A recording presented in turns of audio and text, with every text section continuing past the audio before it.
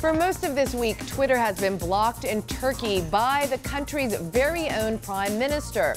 But strangely, tweets have surged. The Wall Street Journal's Ramy Inocencio tells us how that's possible and what you can do to even outsmart government.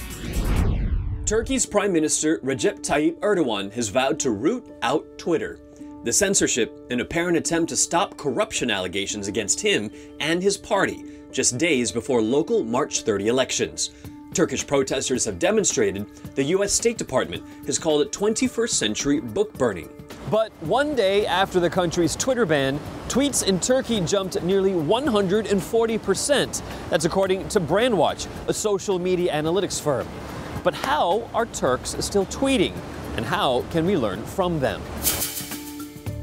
See these numbers in graffiti? They started popping up around Turkey right after Twitter was banned. They're IP addresses for Google's public DNS, or domain name system.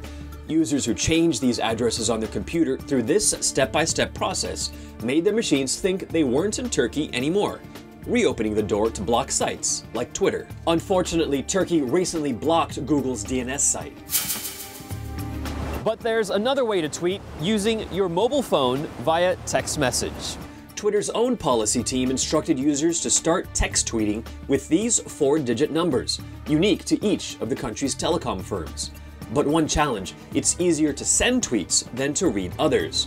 On their site, Twitter does tell you how to do that by subscribing to each person individually. Hotspot Shield is a simple download, and it runs quietly in the background to route all of your internet traffic through a secure private tunnel. And another workaround is by VPN. Turks have been using Hotspot Shield, a free virtual private network that encrypts your data and lets you surf anonymously. In the first 3 days of the block, Turks downloaded this program more than 1 million times. A normal 3-day period only sees about 30,000 downloads, according to the CEO of the company that makes the program. There are more out there, and if you don't mind paying, PCMag highlights its top 10 VPN picks for 2014. So whether you're in Turkey or other countries like China or Iran where Twitter is banned, or if you just want better security precautions while surfing, consider these workarounds to make sure your online voice is still heard even if your normal Twitter access ever gets blocked.